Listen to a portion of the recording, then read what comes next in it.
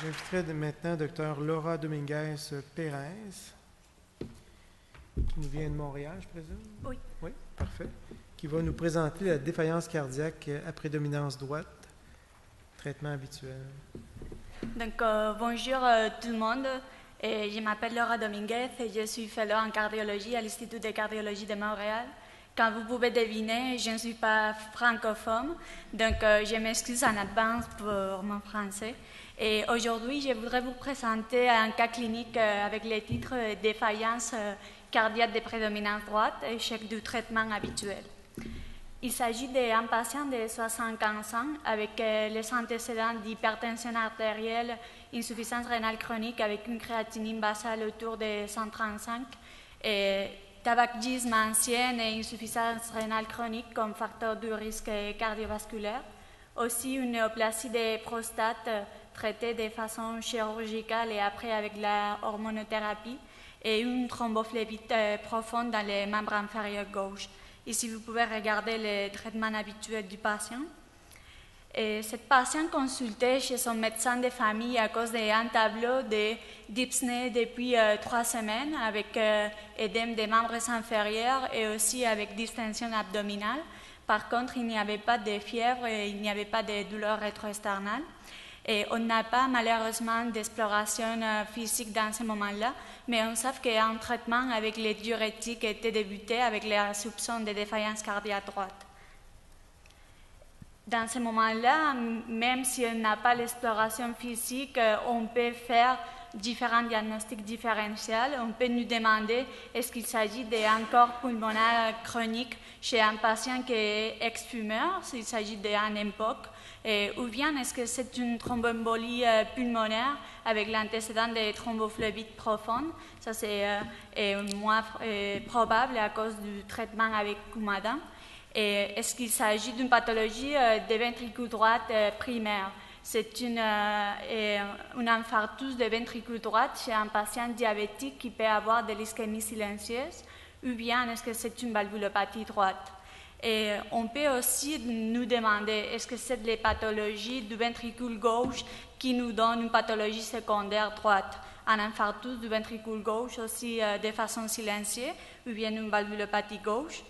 Est-ce qu'il s'agit d'un chant intracardiaque non diagnostiqué à l'âge de notre patient, ou bien une cardiomyopathie restrictive, ou est-ce que c'est une pathologie du péricarde? Et on peut avoir un épanchement péricardite sévère parce qu'on ne sait pas l'exploration physique du patient, ou une péricardite constrictive chez un patient qui a une insuffisance rénale chronique, mais avec une créatinine pas en dialyse, ça sera aussi pas très fréquent. Ou bien secondaire à une néoplasie, il faut se souvenir que c'est un patient avec une antécédent de néoplasie de prostate qui peut avoir une métastase, ou un patient ex-fumeur qui peut avoir aussi une néoplasie des poumons ou une étiologie infectieuse. Donc, comme les patients n'avaient pas d'amélioration clinique malgré que les médecins de famille augmentaient la dose de diurétiques, les patients étaient transférés à l'hôpital. À l'admission, on note une patiente qui vient vraiment avec de la dyspnée et qui rentre à l'hôpital en situation d'anasarque. Et dans l'exploration physique, le patient était hémodynamiquement stable, mais on note une ingurgitation jugulaire significative avec un signe de Kussmaul, une péricardite à l'auscultation et une diminution du murmure vésiculaire bivason. Il y avait aussi de l'hépatomégalie et des édèmes des membres inférieurs. Dans le traitement médical, les diurétiques étaient changés de biotérose à voie intraveineuse et étaient triplés la dose. Il y avait malgré ça, c'était une dose à peu près de 80 mg 3 fois par jour intraveineux, mais il y avait un manque de réponse au Lasix avec une détérioration progressive de la fonction rénale. Et ici, je vous présente les investigations qu'on fait dans les patients, l'électrocardiogramme, où vous pouvez regarder que c'est vraiment anodine, sauf peut-être des bas voltages dans les dérivations du membre.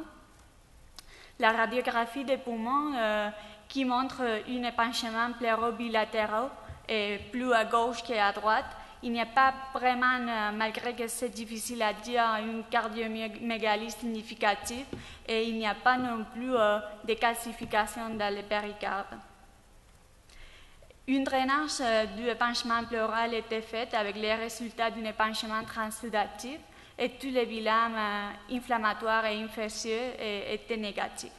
L'échocardiographie cardiaque nous montrait une fraction d'éjection du ventricule gauche préservée, et aucune valvulopathie significative et une dysfonction diastolique du type restrictif. Ici, vous pouvez regarder qu'il y a aussi un mouvement septal paradoxal. Et ici, vous pouvez regarder que la fonction ventriculaire gauche est vraiment préservée, mais qu'il y a quelque chose qu'on note ici entourant la paroi antérieure du ventricule gauche, une masse épicardique et on ne sait pas vraiment qu'est-ce que c'est. Et cette masse ici était mesurée autour de 19 mm. Ici, je vous montre la veine cave avec une absence complète de variation avec la respiration et mesurant autour de 29 mm. Ici, vous pouvez regarder les variations respiratoires significatives dans les patrons mitral et aussi dans les patrons tricuspidiens. Et ça, c'est pour vous montrer une dilatation vraiment significative du sinus coronarien, mesurant autour de 34 mm pour 23 mm. Une coronariographie a été faite et démontré qu'il n'y avait pas de maladies significatives dans les artères, mais dans les bilans hémodynamiques, ce qui était vraiment important, c'est les courbes de pression avec un sinus I vraiment prominent, avec les signes de deep plateau ou root square.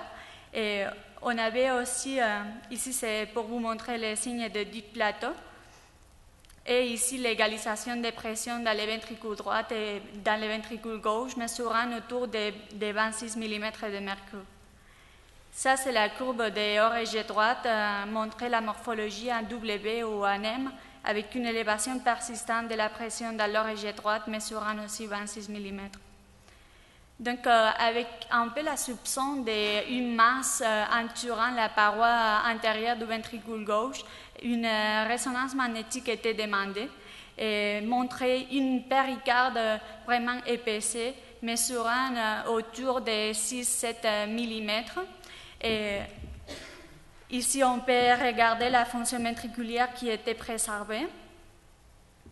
Ici, c'est la même chose que dans l'écho. Vous pouvez regarder les mouvements paradoxaux du septum interventriculaire et à cause de l'interdépendance ventriculaire avec les D-shape, surtout à l'expiration.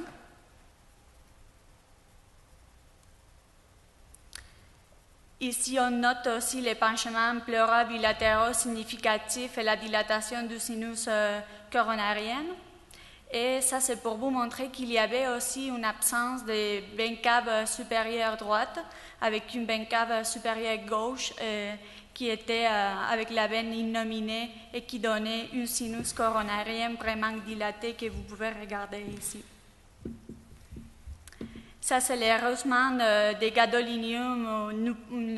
Nous pouvons voir ici qu'il y a un signe de myopéricardite.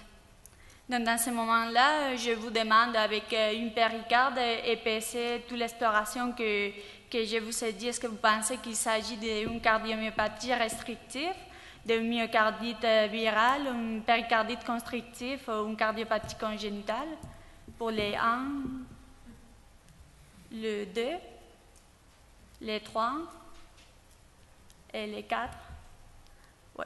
Donc, il s'agit vraiment, c'est vrai qu'il y a une cardiopathie congénitale pour l'absence de veine cave supérieure droite, mais avec une péricarde épaissée et les signes qu'on a eus dans les bilans hémodynamiques, il s'agit d'une péricardite constrictive.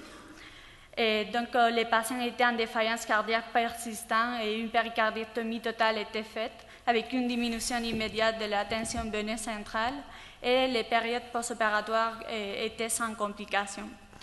Dans les rapports finaux de l'anatomie pathologique, on peut voir une péricarde vraiment épaissée de 7 mm d'épaisseur et compatible aussi avec une péricardite fibrine hémorragique. Ici, je vous montre les dépôts hémorragiques à l'anatomie pathologique. Dans un résumé, pour vous dire, dans la péricardite constrictive, on a une restriction du remplissage ventriculaire et avec les remplissages rapides protodiastoliques, c'est ça qui nous donne les patrons de deep plateau. Et aussi à l'écho, on a un patron restrictif du remplissage.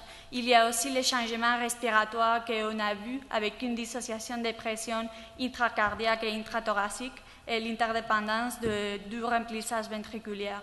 L'étiologie, la plupart des cas sont inconnus ou idiopathiques. Il y a aussi, c'est fréquent post-chirurgie, 13%, et post-radiation, c'est les 10%, et il y a un mélange de 22% des cas. Ici, ça sera notre patient après une péricardite. La clinique de la péricardite constrictive, c'est vraiment une défaillance cardiaque droite avec les signes habituels. Et on peut avoir aussi de la congestion pulmonaire et ça va dépendre de la pression dans l'oreillette gauche. Et on peut avoir des signes de bas débit et des ischémies myocardiques s'il y a des constrictions des artères coronariennes. Les signes ne sont pas spécifiques parce qu'il y a plusieurs des symptômes et des signes qu'on peut avoir dans les restrictions et la restriction. Donc, des fois, il faut aller dans une thoracotomie exploratoire pour différencier les deux entités. Mais ça, c'est avec les techniques d'image actuelles vraiment pas habituelles. Pour les diagnostics, il faut avoir vraiment la soupçon, et avoir la physiopathologie des constrictions et avoir une technique d'image compatible.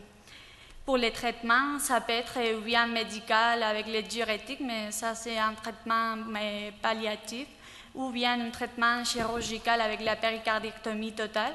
Mais ici, je vous montre que vraiment les résultats de la péricardectomie totale dans la péricardite constrictive dépendent complètement de l'étiologie de la péricardite constrictive. Donc, il n'y a pas vraiment un bon résultat pour les patients qui ont une péricardite constrictive secondaire à la radiation ou secondaire à la chirurgie. Merci beaucoup.